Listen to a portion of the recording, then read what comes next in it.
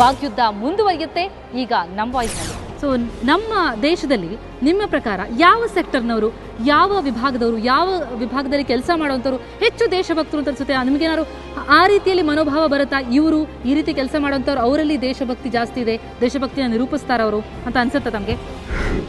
ನನ್ನ ಪ್ರಕಾರ ಸೈನಿಕರು, ಯಾಕಂದರೆ ಅವ್ರ ದೇಶಕ್ಕೋಸ್ಕರ ತಮ್ಮ ಜೀವನನೇ ಮುಡಿಪಾಗಿಟ್ಟು ಅಲ್ಲಿ ತಂದೆ ತಾಯಿ ತಮ್ಮ ಸಂಸಾರವನ್ನೇ ಬಿಟ್ಟು ಅಲ್ಲಿಗೆ ದೇಶಕ್ಕೋಸ್ಕರ ಹೋರಾಡ್ತಾರೆ. ಅಲ್ಲಿ ಎಷ್ಟೇ ಕಷ್ಟಪಟ್ಟು ದೇಶದ ವಾತಾವರಣ ಇರ್ಬೋದು ಪ್ರತಿಯೊಂದನ್ನು ಸಹಿಸ್ಕೊತಾರೆ. ಬೇರೆ ದೇಶಕ್ಕೆ ವಿರುದ್ಧವಾಗಿ ಹೋರಾಡಿ ನಮ್ಮನೇಲಿ ಸುಖವಾಗಿರೋಗಿ ಮಾಡ್ತಾರೆ. ಇಷ್ಟೊಂದು ಅವ್ರು ಪರದಾಡಬೇಕಾದ್ರೆ ನನ್ನ ಪ್ರಕಾರ ಸೈನಿಕರೇ ನಿಜವಾದ ದೇಶಭಕ್ತರು ಅಂತ ಅನ್ಸುತ್ತೆ. ಓಕೆ, ಸೊ ಇನ್ಯಾರನ್ನ ದೇಶಭಕ್ತರು ಅಂತ ಹೇಳ್ಬೋದು ನೀವು? ಒಂದೇ ನಾಣ್ಯದ ಎರಡು ಮುಖಗಳಿದ್ದಂತೆ ಈ ನಮ್ಮ ದೇಶದ ಸೈನಿಕ ಮತ್ತು ರೈತ.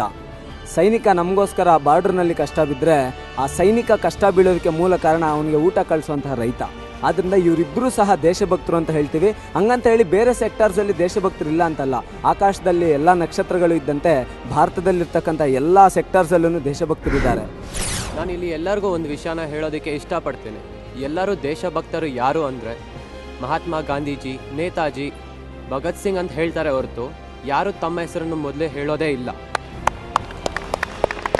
ಇಲ್ಲಿ ನಾನು ಇದನ್ನು ಯಾಕೆ ಹೇಳೋದಕ್ಕೆ ಇಷ್ಟಪಡ್ತಾ ಇದ್ದೇನೆ ಅಂದರೆ, ಯಾಕಂದರೆ ಒಬ್ಬೊಬ್ಬರು ದೇಶಭಕ್ತಿ ವ್ಯಕ್ತಪಡಿಸೋದ್ರಿಂದಾನೇ ಅವರ ಐಡೆಂಟಿಟಿ ಅಲ್ಲಿ ಸಿಗತ್ತೆ ಅಂತ ಹೇಳ್ಬೋದು. ಓಕೆ, ಸೊ ಅವರವರ ಭಕ್ತಿ ಅವರವರಿಗೆ ಇರುತ್ತೆ. ಸೊ ಅದಕ್ಕೆ ಸೆಕ್ಟರ್ಗಳ ವಿಭಾಗ ಬೇಕಿಲ್ಲ ಅಂತ ಅನ್ನೋದು ಇವರ ಧೋರಣೆ. ಸೊ ನಿಮ್ಗೆ ಯಾರಿಗಾರು ಅನ್ಸುತ್ತಾ ಈ ಕ್ಷೇತ್ರದಲ್ಲಿ ಕೆಲಸ ಮಾಡುವಂಥವರಲ್ಲಿ ಭಕ್ತಿ, ದೇಶಭಕ್ತಿ ಜಾಸ್ತಿ ಅಂದರೆ ಅದನ್ನು ಅಥವಾ ಅಭಿವ್ಯಕ್ತಗೊಳಿಸುವಂತಹ ಕಾರ್ಯಗಳನ್ನು ಅವರು ಜಾಸ್ತಿ ಮಾಡ್ತಾರೆ ಅಂತ ನಿಮ್ಗೆ ಅನ್ಸುತ್ತಾ? ನಾವು ಈ ಕಲಿಯೋದೇ ಗುರುಗಳಿಂದ. ಹಾಗಾಗಿ ಅವರು ನಮಗೆ ಏನು ಈ ದೇಶ ಅಂದರೆ ಏನು, ಸಮಾಜ ಅಂದರೆ ಏನು, ತಂದೆ ತಾಯಿ ಗೌರವ ಏನು ಎಲ್ಲ ಹೇಳ್ಕೊಡೋದೇ ಶೈಕ್ಷಣಿಕದಲ್ಲಿ. ಅಂದರೆ ಟೀಚರ್ಸೇ ನಮಗೆ ಫೌಂಡೇಶನ್, ನಮಗೆ ಹೇಗೆ ಒಂದು ಬಿಲ್ಡಿಂಗ್ಗೆ ಪಿಲ್ಲರ್ ಬೇಕೋ ಹಾಗೆ ನಾವು ಒಂದು ಏಳಿಗೆ ಸ್ಥಾನಕ್ಕೆ, ಒಂದು ಒಳ್ಳೆ ಸ್ಥಾನಕ್ಕೆ ಹೋಗಬೇಕು ಅಂದರೆ ಟೀಚರ್ಸ್ ಇರಲೇಬೇಕು. ಹಾಗಾಗಿ ಅವರೇ ಎಷ್ಟೊಂದು ಕಡೆ ಕೆಲವು ಕಡೆ ಟೀಚರ್ಸೇ ಹೇಳ್ತಾರೆ, ನೀವು ಆರ್ಮಿಗೆ ಸೇರಿ, ನೀವು ಸೋಲ್ಜರ್ಸ್ ಆಗಿ ನೀವು ನಮ್ಮ ದೇಶನ ಕಾಯಬೇಕು, ದೇಶ ರಕ್ಷಕರಾಗಬೇಕು ಅಂತ. ಟೀಚರ್ಸ್ ಅಂತ ಹೇಳಿದ್ರು. ಆದರೆ ನನ್ನ ಮಾತೇನೆಂದರೆ, ನಾನು NCCನಲ್ಲೂ ಇದ್ದೆ, NSSನಲ್ಲೂ ಈಗ ಇದ್ದೀನಿ. ನಾನು NCCಗೆ ಹೋಗುವಾಗ ಬೆಳಗ್ಗೆ ಮುಂಚೆ ಹೋಗಬೇಕಾಗಿತ್ತು. ಆ ಟೀಚರ್ಸ್ ಕೂಡ ನನಗೆ ಬೈಯೋರು, ಸ್ವಲ್ಪ ಕ್ಲಾಸಿಗೆ ಲೇಟ್ ಇದ್ರೆ, ಅಯ್ಯೋ ಏನಮ್ಮ ಮಾಡ್ತೀಯಾ NCCಗೆ ಸೇರಿಕೊಂಡು, ಯಾಕಮ್ಮ ಹೋಗ್ತೀಯಾ, ಓದೋಕ್ಕಾಗಲ್ಲ, ನಾಳಿನ ದಿವಸ ನೀನಾದರೂ ಉದ್ಧಾರ ಆಗಬೇಕು ಅಂದರೆ ಹೆಂಗಮ್ಮ ಆಗ್ತೀಯಾ, ಅದರಲ್ಲಿ ಏನು ಸಿಗತ್ತೆ ಅಂತ ಕೇಳೋರು ನಮಗೆ. ಹಾಗೆ ಒಂದು ಸ್ಟಡೀಸ್ ಮಿಸ್ ಆಗುತ್ತೆ ಅಂತ ಅದು ಇದು ಪ್ರತಿಯೊಬ್ಬರು ಬೈಯೋರೆ.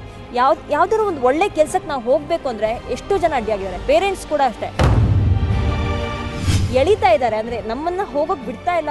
ಅಂದ್ರೆ ಆ ಕ್ಷೇತ್ರವನ್ನ ನೀವು ಸಾರಾಸಗಟಾಗಿ ತಳ್ಳಿ ಹಾಕಕ್ಕೂ ಆಗಲ್ಲ, ಆದ್ರೆ ಅವರೇ ದೇಶಭಕ್ತರು ಅಂತ ಒಪ್ಕೊಳ್ಳೋಕೆ ಸಾಧ್ಯ ಇಲ್ಲ.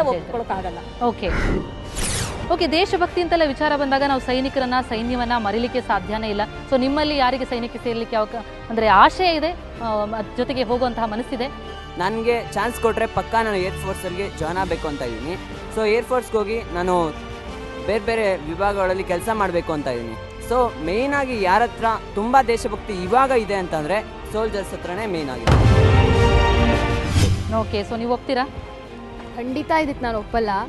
ಏಕೆಂದರೆ ಒಂದು ಚಿಕ್ಕ ಹುಡುಗನ ಕೇಳಿ, ಯಾವುದಾದ್ರೂ ಒಂದು ಚಿಕ್ಕ ಮಗುನ ಕೇಳಿ, ನೀನು ದೊಡ್ಡವನಾದ್ಮೇಲೆ ಏನಾಗ್ತೀಯ ಅಂತ, ಅವರಲ್ಲಿ ಯಾರಾದರೂ ನಾನು ಯೋಧ ಆಗ್ತೀನಿ, ಆರ್ಮಿಗೆ ಸೇರ್ತೀನಿ ಅಂತ ಹೇಳಿ. ಚಿಕ್ಕವರಲ್ಲಿ ದೊಡ್ಡವರಲ್ಲಿ ಅಂತ ಅಲ್ಲ, ಪ್ರತಿಯೊಬ್ಬರು ಮನಸ್ಸಲ್ಲೂ ಇರುತ್ತೆ, ಅದನ್ನು ಅವ್ರು ವ್ಯಕ್ತಪಡಿಸ್ಬೇಕು. ಅದೇ ರೀತಿ ಅವ್ರಿಗೆ ಈಗ ಹೇಳ್ದಂಗೆ ಅವ್ರಿಗೆ ಯಾವ ದಾರಿ ಅವ್ರಿಗೆ ಸೂಕ್ತ ಅನ್ಸುತ್ತೋ ಅದ್ರ ಕಡೆ ನಡೆದವರು ಸಾಗಬೇಕು ಅಂತ ಅನ್ಸುತ್ತೆ. ಓಕೆ, ಸೊ ಸಾಕಷ್ಟು ವಿಭಿನ್ನ ವಿಚಾರಗಳು ಬರ್ತಾ ಇದೆ. ಸೊ ಇದು ಯುದ್ಧ ಮುಗಿಯೋ ಹಾಗಂತೂ ಕಾಣಿಸ್ತಿಲ್ಲ. ಸೊ ಮಾತಿನ ಯುದ್ಧ ಮುಂದುವರಿತಾನೇ ಇದೆ.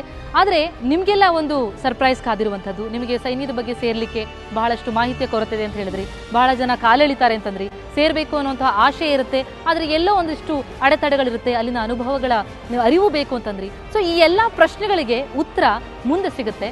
ಯಾಕಂದರೆ ನಮ್ಮ ಎಲ್ಲ ವಿದ್ಯಾರ್ಥಿಗಳು ವಾಗ್ಯುದ್ಧದಲ್ಲಿ ಮಾತಿನಲ್ಲಿ ಬಹಳ ಜೋರಿದ್ದಾರೆ. ಸೊ ಆದರೆ ಅರಿವಿನ ಕೊರತೆ ಇದೆ ಅಂತ ಅನ್ನುವಂತಹ ಕೂಗು ಅವರಿಂದ ಕೇಳಿ ಬರ್ತಾ ಇದೆ. ಹಾಗಾಗಿ ಮುಂದೆ ಒಬ್ರು ಬರ್ತಾರೆ, ಅವರು ನಮ್ಮ ಸರ್ಪ್ರೈಸ್ ಸೆಲೆಬ್ರಿಟಿ.